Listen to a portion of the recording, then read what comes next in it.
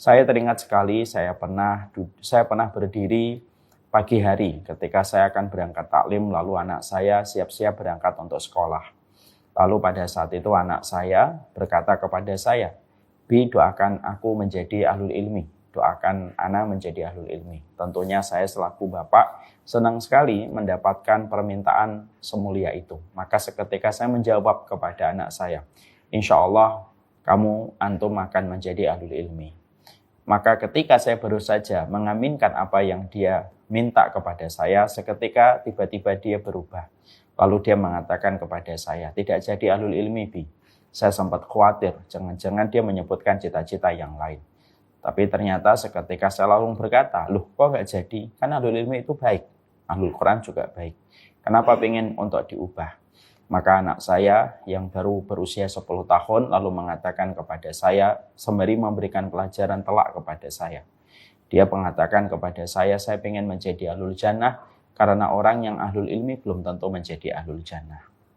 Perkataan itu menurut saya sangat dalam sekali dan menggores di dalam hati dan batin saya. Sekaligus pula memberikan kepada kita sebuah perenungan dari lisan seorang anak yang masih belia. Bahwasanya ketika kita mampu membaca kitab, mampu menghafalkan Al-Quran, maka ini baru separuh jalan dan sesungguhnya sisanya sangat tergantung dengan upaya kita bagaimana menjadikan Quran itu betul-betul menyelamatkan kita dan ilmu yang kita pelajari betul-betul menyelamatkan kita. Inilah yang menjadikan kita berusaha betul. Semoga kita termasuk di antara jalan kebaikan, jalan kebenaran yang mendapatkan rahmatnya Allah pada kehidupan dunia dan mendapatkan rahmatnya Allah pada kehidupan di akhirat. Semoga Allah kabulkan semua hajat kita untuk mendapatkan rahmat di balik setiap ilmu dan bacaan Quran yang kita lazimi dan kita hafalkan untuk kita masukkan ke dalam dada dan hati kita. Alhamdulillah, tentunya senantiasa kita bersyukur kepada Allah atas setiap kebaikan yang Allah berikan kepada kita. Dan semoga kita senantiasa sensitif. Karena sesungguhnya tidak ada yang bisa bersyukur kecuali mereka yang sensitif terhadap setiap karunia yang Allah berikan kepada kita. Banyak orang yang mereka menerima setiap karunia baru merasakan nikmatnya karunia itu justru ketika telah hilang. Sama dengan orang ketika mereka mendapatkan karunia sinar mentari yang menghangatkan baru merasakan hangatnya dan manfaatnya sinar mentari ketika sinar mentari tidak muncul beberapa hari karena mendung. Barulah kita merasakan mana sinar mentarinya ketika dia tidak nongol beberapa hari. Cucian kita menjadi basah, kita tidak bisa pergi kemana-mana. Bahkan ketika pergi kemana-mana kita pun terkendala dengan cuaca yang terus dengan datangnya mendung. Dan akhirnya kita baru merasakan nikmatnya sinar mentari ketika telah tiada. Itulah manusia. Banyak manusia yang terkadang mereka juga sama. Manusia itu terkadang merasakan karunia itu sebagaimana mereka berinteraksi kepada sinar mentari di waktu pagi. Dia kalau ada, dia tidak merasa itu karunia. Baru ketika hilang, barulah dia merasa itu adalah karunia yang ternyata memberikan banyak kebaikan. Banyak istri yang terkadang tidak pernah menyadari kebaikan suami. Justru ketika suaminya telah pergi, barulah dia menyadari. Banyak seorang suami tidak menyadari kebaikan istrinya, baru setelah istrinya wafat, barulah dia menyadari. Dan itulah contoh bahwasanya ternyata orang yang bersyukur itu orang yang sangat sensitif. Kalau kita tidak pernah sensitif, maka sesungguhnya kita tidak akan pernah mampu bersyukur kepada Allah. Semoga kita termasuk orang yang senantiasa mengasah hati kita untuk senantiasa sensitif. Karena hanya orang yang sensitif yang bisa bersyukur kepada Allah di dalam perjalanan hidupnya. Semoga kita termasuk orang yang sensitif, bersyukur terhadap karunia. Karunia itu jangan dilihat besar dan kecilnya. Tapi karunia itu dilihat siapa yang memberikan dan yang memberikan pasti tahu apa yang kita butuhkan. Semoga Allah memberikan kebaikan untuk kita. Kita hari ini bersama dengan para thalibah dan para calon hafidhah dari Ummul Quran akan melanjutkan untuk membedah serta merenungkan perjalanan tentang kaidah kehidupan. Hari ini kita hidup pada zaman yang disebut dengan zaman fitnah. Dan tentunya ketika kita memahami kita hidup pada zaman fitnah, maka sesungguhnya hidup pada zaman fitnah itu bukanlah pilihan ideal untuk kita. Kalau kalian tahu bahwasanya orang solih itu sangat takut dengan zaman fitnah. Sekelas dan sekaliber Umar bin Khattab radhiyallahu anhu, itu saja beliau ketakutan dengan zaman fitnah. Makanya di antara permohonan, permintaan Umar bin Khattab di dalam hidupnya, beliau ingin sekali diwafatkan dan dimatikan sebelum datangnya fitnah yang merata menyebar kepada tubuh kaum muslimin. Makanya doanya Umar bin Khattab apa? Doanya Umar bin Khattab adalah Allahumma inni as'aluka fi'lal khairati wa tarkal munkarati wa hubbal masakin. Wa idza aradta fitnatan fin nasi faqbidni ilaika ghairu maftun. Doanya Umar bin Khattab adalah ketika beliau mengatakan dan meminta kepada Allah, ya Allah, berikanlah kepadaku perbuatan untuk melakukan kebaikan, meninggalkan mungkar, dan aku diberikan kemampuan untuk mencintai orang miskin. Kalau engkau akan menetapkan fitnah pada kehidupan manusia, maka wafatkanlah aku sebelum menyebarnya fitnah itu. Makanya Allah kabulkan doanya Umar bin Khattab. Umar bin Khattab merupakan sedikit di antara sahabat yang selamat dari fitnah. Beliau diwafatkan sebelum fitnah menyebar pada tubuh kaum muslimin. Makanya beliau tidak dibunuh oleh muslim, tetapi dibunuh sama orang Majusi yang menyamar, masuk, lalu seakan-akan dia menyamar menjadi penduduk Madinah dan membunuh Umar bin Khattab. Ini menggambarkan kepada kita bahwasanya hidup pada zaman fitnah sangatlah tidak ideal dalam keimanan kita. Tapi bagaimanapun ini adalah ujian yang Allah berikan kepada kita dan Allah telah menempatkan kita pada ruang ujian. Makanya ada 3 fitnah sebelum munculnya fitnah Dajjal. Maka yang pertama itu disebut dengan fitnah tu akhlas, yaitu banyaknya pertikaian dan permusuhan. Yang kedua fitnah tasarra, yaitu adanya fitnah lapangnya harta dan materi yang menyeruak di antara seluruh kaum muslimin. Sehingga di antara kaum muslimin ada yang dulunya gembel sekarang menjadi jutawan. Dulunya padang pasir sekarang bangunan-bangunan kokoh yang menjulang tinggi. Dan yang ketiga yang disebut dengan fitnah tuhaima. Fitnah tuhaima itu fitnah sebagaimana mendung berwarna hitam gelap. Seakan-akan saat itu kita begitu sulit untuk membedakan antara yang benar dengan yang salah. Sehingga hari ini kalau kita membaca tulisan para ulama, kita telah melewati 3 zaman. Dan kita sedang berada pada fitnah yang ketiga. Kita sudah melewati fitnah tu akhlas dan masih berjalan. Kita melewati fitnah tu sarok dan masih berjalan. Dan kita pun sudah berada pada fitnah tuhaima, yaitu fitnah kegelapan menyelimuti, mendung hitam menyelimuti, sampai akhirnya kita begitu bingung untuk membedakan mana benar dan mana yang salah. Nah inilah yang disebut dengan fitnah tuhaima. Makanya ketika kita memahami kita hidup pada zaman fitnah tuhaima, tidak ada tongkat yang paling baik, tidak ada tongkat yang paling primer kita butuhkan kecuali adalah tongkat dari sunnah Nabi Sallallahu Alaihi Wasallam yang telah ditinggalkan dan diwariskan Nabi kepada umatnya dengan cara yang benar, diambil sama mereka yang jujur dan menyampaikan kepada kita secara benar sesuai dengan apa yang dicontohkan oleh baginda Nabi Sallallahu Alaihi Wasallam. Nah inilah yang disebut dengan fitnah tuhaima. Ya kita ini penting sekali. Oh fitnah tuhaima menjadikan banyak orang. Ada yang berpegang dengan logikanya. Pada zaman fitnah tuhaima itu ada orang yang mereka tetap dalam kebutuhannya. Ada orang pada zaman fitnah tuhaima itu ada yang mengikuti apa yang viral, apa yang trending. Bahkan terkadang banyak orang ketika kegelapan itu menyapa seluruh kaum muslimin, bahkan tidak sedikit orang itu nanti yang akan mengambil pandangan hidupnya dari sosial media dan meninggalkan apapun yang datang dari kitabullah dan sunnah. Dan itu adalah musibah besar. Nah inilah yang menjadikan kita membahas tentang salah satu perkara penting, bahwasanya kehidupan kita harus bersumber kepada kaedah-kaedah yang ditinggalkan oleh Nabi. Maka sesungguhnya kaedah yang ditinggalkan Nabi tidaklah memberikan kepada kita kecuali jalan manfaat untuk kita selamat pada kehidupan dunia dan akhirat kita, dan menyelamatkan kita dari berbagai macam kerusakan yang ada pada kehidupan dunia dan kerusakan pada kehidupan di akhirat. Inilah kaedah-kaedah nabawiyah yang kita bahas. Kita hari ini akan meneruskan pembahasan kita menjadi agen kebaikan, yaitu adalah kita akan mempelajari hadis ataupun kaedah yang ke-9. Kaedah yang ke-11. Man sanna fil islami sunnatan hasanatan falahu ajruha wa ajru man amila biha. Tentunya kaidah ini merupakan sebuah kaidah yang agung dan tentunya ada asbabul wurud, ada sebuah peristiwa yang melatar belakangi ketika Nabi mengucapkan hadis ini. Hadis ini artinya adalah barang siapa yang menegakkan sunnah, ya, barang siapa yang memberikan contoh di dalam Islam dengan sunnah yang benar atau sunnah yang baik, maka dia mendapatkan pahala dan pahala orang-orang yang mengikutinya.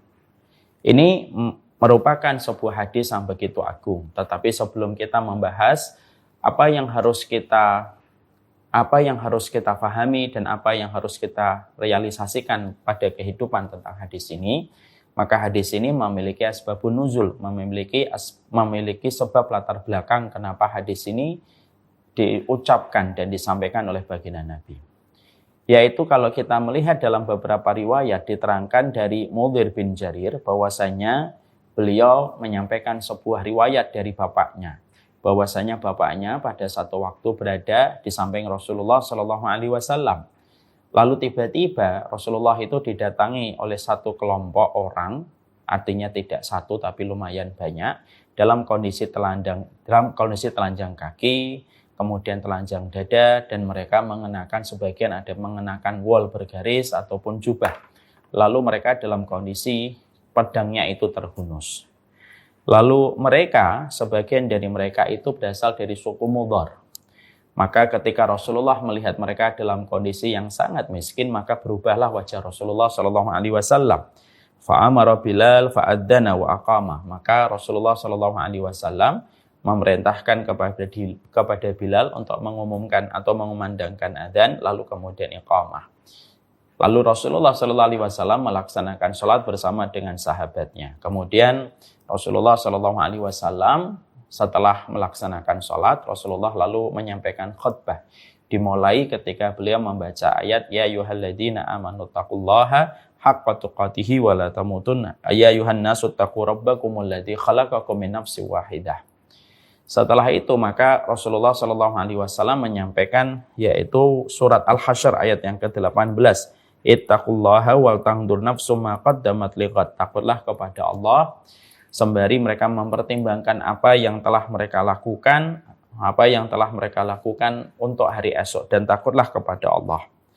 Maka ketika Rasulullah menyampaikan khutbah itu, para sahabat tentunya mereka tahu maksudnya Nabi adalah supaya hadirin dan para jamaah yang hadir yang sholat bersama Nabi dalam sholat jamaah itu mereka memberikan bantuan.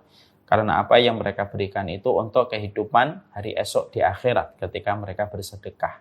Dan takut kepada Allah itu dengan ketika kita bersedekah. Maka akhirnya para jamaah itu berlomba-lomba untuk memberikan sedekah. Ada yang menyumbangkan 1 dinar, ada yang menyumbangkan 1 dirham, ada yang menyumbangkan pakaian, ada yang menyumbangkan 1 sok. Sampai faja'a rajulun minal ansar. Sampai ada seseorang dari Ansar yang dia membawa 1 bungkusan yang di dalamnya ada uangnya, dan sampai kedua tangannya merasa kesulitan untuk membawa beban dari bantuan yang akan dia kirimkan. Maka ketika Rasulullah Shallallahu Alaihi Wasallam melihat itu, ketika dia dalam kondisi membawa makanan itu, yang membawa harta yang banyak itu, maka akhirnya orang berbondong-bondong untuk mengikuti apa yang telah dilakukan oleh beliau ketika dia sangat bersemangat untuk membantu kaum yang telah direkomendasikan oleh Nabi Shallallahu Alaihi Wasallam. Karena perbuatan laki-laki Ansar inilah yang menjadikan akhirnya orang itu berbondong-bondong untuk mengikuti apa yang telah dilakukan olehnya. Maka seketika Rasulullah Shallallahu Alaihi Wasallam beliau sangat senang sekali dan beliau berbinar wajahnya dan beliau lalu mengucapkan sebuah hadis. Barang siapa yang menegakkan sunnah, menghidupkan sunnah dengan sunnah yang baik, dengan contoh yang baik, maka sesungguhnya dia mendapatkan pahala atas apa yang dia kerjakan dan dia mendapatkan pahala atas orang-orang yang mengikutinya. Hadis ini tentunya memberikan kepada kita banyak makna. Tapi sebelum kita membahas perspektif dan makna agung yang ada pada hadis ini yang kita sambungkan dalam kehidupan sehari-hari kita, kita ingin membahas dulu tentang 1-2 poin. Yaitu tentang masalah sunnah dan bagaimana menghidupkan sunnah. Karena bagaimanapun pembahasan kita terhadap makna hadis ini tidak akan lepas bagaimana pembahasan kita terhadap sunnah. Yang pertama, bahwasanya Pembahasan penting adalah sunnah itu adalah semua perkara yang datang dari Nabi Shallallahu Alaihi Wasallam, maka itulah yang disebut dengan sunnah. Kullu ma udhifa ilan Nabi min qaulin aw fi'lin aw takririn. Maka sesungguhnya apapun yang bersumber kepada Nabi Shallallahu Alaihi Wasallam, maka itulah yang disebut dengan sunnah, dari perkataan, perbuatan, dan ketetapan yang pernah datang dari baginda Nabi. Itulah yang disebut dengan sunnah. Jadi sunnah itu bukan dalam perspektif fikih. Ada sunnah dalam perspektif fikih, ada sunnah dalam perspektif akidah. Perspektif fikih itu apa yang dilakukan mendapatkan pahala, apa yang tidak dilakukan tidak apa-apa. Biasanya kalangan fuqaha menyebutnya dengan kata mustahab. Ya, kita masyarakat Indonesia Syafi'iyah menyebutnya dengan kata-kata sunnah. Yang dikerjakan ya dapat pahala, yang tidak dikerjakan apabila tidak dilakukan ya tidak apa-apa. Kayak sholat 2 rakaat habis isya itu namanya sunnah kalau orang Indonesia mengatakan. Walaupun nama lain sunnah dalam fikih itu disebut dengan nafilah atau nawafil atau mustahab.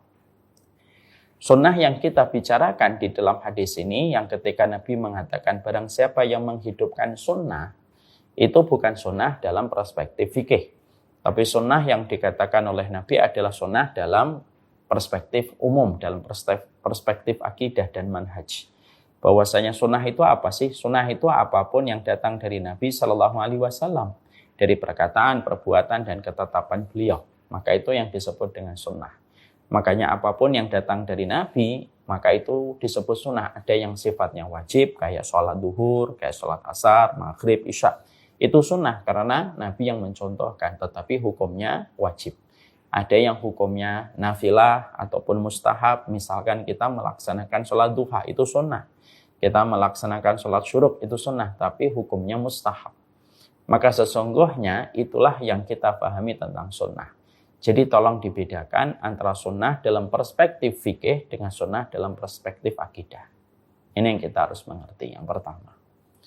Yang kedua, tentunya kita paham bahwasanya hal yang sangat penting yang kita juga harus mengerti tentang sunnah.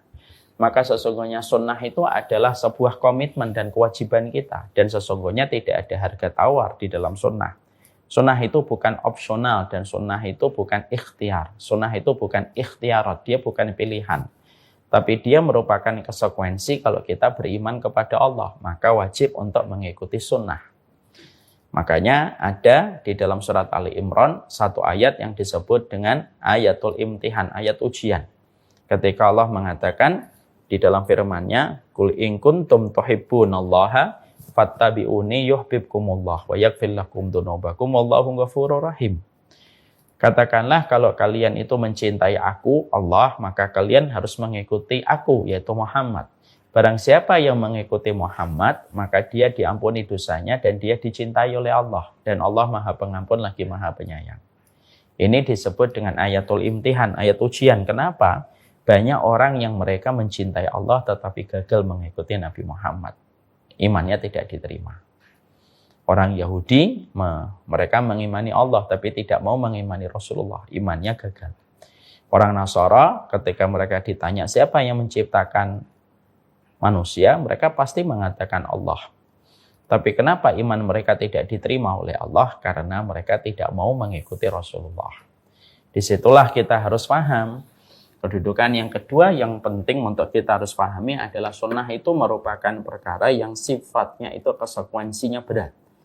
Dia merupakan syarat sahnya keimanan. Kayak kedudukan puasa, kayak kedudukan wudhu bagi mereka yang sholat. Kayak kedudukan syahadat bagi mereka yang melaksanakan rukun Islam. Maka itu kedudukannya penting sekali dan tidak bisa untuk ditawar, kecuali harus ada. Maka sesungguhnya sunnah itu adalah rukun iman kita kepada Allah. Ada manusia mengaku bahwasanya dia mengimani semua penciptaan ini adalah Allah, tapi dia tidak mau mengikuti Nabi Muhammad. Ya tidak bisa. Itu tidak bisa dibolak-balik. Itu sifatnya mutlak. Makanya sampai kita menjumpai Ibnu Abbas itu mengatakan hunaka salasu ayatin nuzilat la tuqbal wahidatum illa biqariniha. Ada 3 ayat yang apabila kita kerjakan tidak akan diterima pengamalan 3 ayat ini sampai kita menyertakan 3 ayat penyertanya. Apa itu? Ayat atiullaha, itu iman kepada Allah tidak akan diterima sampai kita iman kepada Rasul. Makanya ayatnya atiullaha wa atiur rasul. Yang kedua, sholat sampai bayar zakat. Makanya di dalam Quran bertebaran aqimus sholah wa atuz zakah. Yang ketiga, syukur kepada Allah harus syukur kepada orang tua. Di dalam surat Luqman, anishkurli wali walidayka, bersyukur kepadaku ya bersyukur kepada orang tuamu. Maka di situ akhirnya kita paham mengimani sunnah itu hukumnya wajib. Tidak bisa untuk ditawar. Dia satu paket yang tidak dipisahkan. Buat nasi goreng ya harus ada nasinya. Kalau kamu punya bawang merah, bawang putih, punya kecap, punya garam, tapi nggak ada nasinya, ya nggak akan bisa kamu mendapatkan nasi goreng. Karena syaratnya mendapatkan nasi goreng itu minimal harus ada nasinya. Maka itu yang disebut dengan syarat. Iman kepada Allah itu syaratnya adalah mengimani sunnah Rasulullah SAW. Dan kita diwajibkan bahwasanya Nabi bukan hanya menjadi cerita yang kita ulang-ulang, tapi sesungguhnya apapun yang datang dari Nabi, caranya Nabi menyikapi kehidupan, maka sesungguhnya kita dituntut untuk mengikuti sesuai dengan apa yang kita dapatkan contohnya dari Nabi SAW. Inilah merupakan bagian dari konsekuensi bahwasanya sunnah itu bukanlah prasmanan yang kalau kamu suka, kamu pilih, kalau kamu nggak suka, kamu tinggalkan. Sunnah itu bukan kayak channel TV yang kamu suka, ya kamu ambil, yang nggak kamu suka, ya kamu tinggalkan. Ya nggak bisa kayak gitu. Sekali lagi tidak bisa. Sunnah itu adalah kewajiban yang tidak akan terpisahkan dalam kehidupan. Yang ketiga yang kita harus mengerti tentang sunnah, karena kita bicara tentang sunnah, maka minimal adalah sunnah itu bukan miliknya kelompok, sunnah itu bukan miliknya golongan. Karena semua orang sekarang mengklaim, saling mengklaim, ini yang sunnah, ini tidak sunnah. Bahkan orang yang mengklaim dirinya paling sunnah pun dikatakan tidak sunnah sama orang yang lebih mengklaim dirinya lebih sunnah. Itulah. Maka sesungguhnya sunnah itu bukan sekedar pengakuan semata, sepihak. Tapi sesungguhnya sunnah itu adalah komitmen seorang manusia ketika dia betul-betul menisbatkan dirinya kepada Nabi, lalu menyerupakan dan mempersihkan hidupnya dengan Nabi sesuai dengan panduan ilmu. Tentunya dia sembari menghormati perbedaan para ulama. Dan sunnah itu bukan golongan tertentu, tapi siapapun yang memiliki komitmen bahwasanya hidupnya sesuai dengan panduan ilmu dari apa yang dikatakan Allah dan Rasul, maka Allah wa qala Rasul, maka itulah sunnah. Tentunya tanpa kita menafikan adanya perbedaan-perbedaan yang terjadi di antara para ulama. Jadi mari kita bijaklah. Udahlah, nggak usah gampang-gampang lah kita mengklaim diri kita paling sunnah, lalu kita memiliki mulut yang jelek dan begitu gampang mengatakan orang lain tidak ada yang ngikutin Nabi. Mulutnya jangan jelek-jelek lah sama orang. Janganlah mulut kita itu sampai mengeluarkan taring untuk merobek kehormatan orang lain. Jangan sampai kita akhirnya membabi buta, lalu membenci setiap orang, membenci umatnya Nabi Muhammad, padahal umatnya Nabi Muhammad adalah umat yang paling dikasihani oleh Nabi Muhammad. Lalu kita mengatakan itu, lalu kita sampai akhirnya mencaci maki kelompok orang lain hanya karena mereka tidak sama dengan kelompok kita. Maka itu merupakan sebuah kesalahan. Tentunya jangan sampai akhirnya ketika kita memiliki komitmen, ketika mengikuti sunnah, lalu mulut kita ini berdarah-darah dengan kehormatan kaum muslimin yang kita tumpahkan. Sekali lagi, mengikuti sunnah itu wajib, memiliki lisan yang mulia, memiliki lisan yang baik itu juga wajib. Jangan sampai kita pintar mengklaim, tapi mulut kita jelek kalau sudah bicara tentang kehormatan orang lain. Setelah kita memahami 3 poin itu, maka sesungguhnya hadis ini memberikan kepada kita sebuah makna yang sangat indah sekali. Mari kita bedah satu persatu di antara pelajaran besar yang kita jumpai di dalam hadis ini. Maka sesungguhnya hadis ini memberikan kepada kita pelajaran. Pelajaran pertama yang kita jumpai dan kita dapatkan adalah sesungguhnya hadis ini mengkondisikan bahwasanya umatnya Nabi Muhammad SAW yaitu adalah umat yang senantiasa berkompetisi di dalam setiap jalan menuju kepada kelapangan urusan akhirat. Jadi perlombaan yang sebenarnya itu adalah perlombaan menuju kepada piagam bernama surga. Ya. Jadi inna hadzal kalam da'watun ila tanafus fil khair wa tasabbuq fi iftitahi masyru'atihi an-nafi'ah. Jadi hadis ini membuka kepada kita bahwasanya Islam itu merupakan agama yang mengkondisikan kita supaya kita memiliki jiwa kompetisi dalam kebaikan. Makanya kompetisi kita bukan dalam urusan duniawi, tapi kompetisi seorang mukmin itu kompetisinya apa? Wasari'u ila magfiratim min rabbikum wa jannatin, yaitu menuju kepada ampunan dan surga. Itulah kompetisi orang beriman. Kompetisinya kalangan materialisme itu kompetisinya kompetisi biasa, kompetisi duniawi. Makanya betul kalau kita mendapatkan ada perkataan bagus dari Hasan Al-Basri, kalau ada orang yang mengungguli kamu dalam urusan dunia, maka unggulilah dia dalam urusan akhirat. Itu kata-kata paling luar biasa itu. Makanya kalian ini, para thalibat dan para calon hafidhah, jangan sampai kalian silau dengan kehidupan duniawi dengan seluruh kompetisi-kompetisinya. Ya. Kita tentunya bukan berarti kalau kita tidak silau, bukan berarti kita menjelek-jelekan. Jangan jelek-jelekan. Seorang penuntut ilmu itu mulutnya tidak boleh jelek. Tapi kita itu akhirnya melihat bahwasannya kompetisi kita bagi yang memahami tentang panjangnya kehidupan akhirat, ketika tidak ada ujungnya, tidak ada finishnya, itulah perlombaan sebenarnya itu ya perlombaan kita.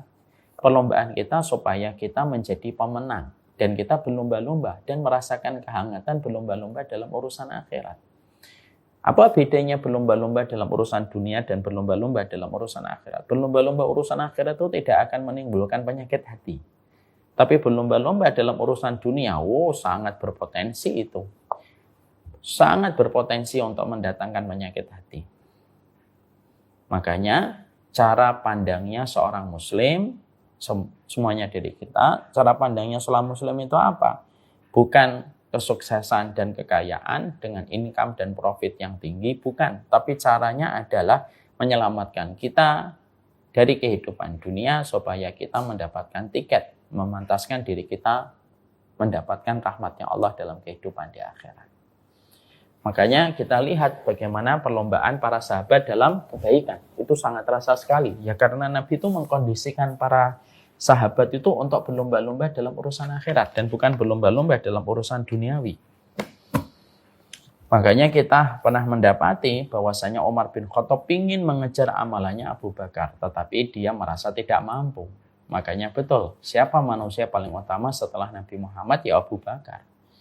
Ketika satu waktu Nabi mengatakan, siapa di antara kalian yang sudah menjenguk orang sakit? Umar belum, Abu Bakar sudah. Siapa di antara kalian yang sudah bertakziah? Abu Bakar sudah, Umar belum. Makanya semenjak saat itulah Umar bin Khattab berkata, aku tidak akan pernah mengungguli amalannya Abu Bakar selama-lamanya. Makanya Abu Bakar infaknya dengan seluruh hartanya dan tidak meninggalkan keluarganya harta. Dan beliau mengatakan dia meninggalkan keluarganya di dalam penjagaan Allah.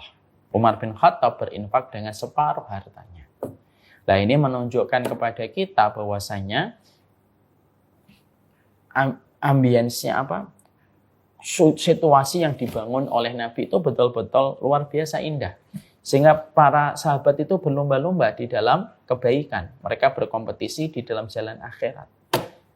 Makanya tidaklah orang yang miskin benci sama orang kaya kalau pada zaman Nabi.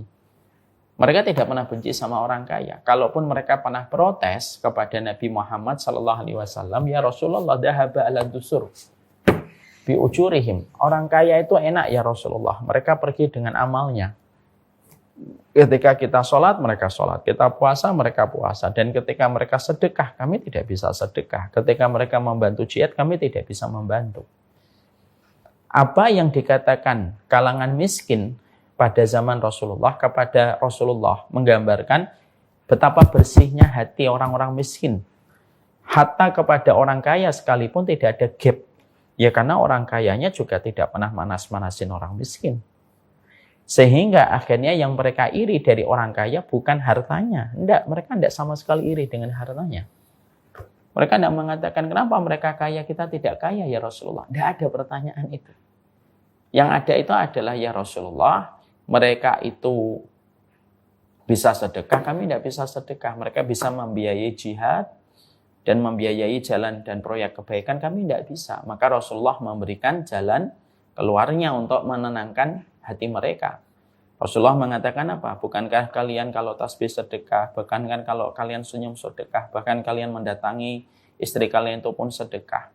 Maka jawaban Nabi menghangatkan hati mereka yang sudah betul-betul iri dengan orang kaya di dalam amal solihnya, bukan iri terhadap pencapaian hartanya. Makanya akhirnya ada hadis lain, la hasada illa fisnataini, barang siapa hasad itu dalam dua perkara, melihat orang kaya, memanfaatkan kekayaannya untuk di jalan Allah, melihat orang pintar dan memanfaatkan kepintarannya untuk mengajak orang kepada Allah. Maka kita boleh iri kepada dua orang itu, dan kalaupun iri kita sama mereka dan kita berani mengatakan, nanti kalau saya kaya, pingin kaya dia, dan kalau saya pintar, saya pingin kaya dia, maka kita mendapatkan pahala yang sama walaupun kita tidak diberikan kekayaan kaya dia dan tidak diberikan kepintaran kaya dia. Jadi para thalibah, kalian ngerasain nggak kalau inilah suasana yang tercipta? Jadi kalian kalau ngelihat di antara santriwati gitu, ada yang memiliki iPhone gitu, ada yang memiliki Samsung ini maaf saya nyebut merek. Ya enggak usah kalian iri gitu. Kita bukan paham materialisme. Tapi kalau kalian melihat ada temannya sudah hafal 30 juz, ada temannya yang baik sudah hafal 30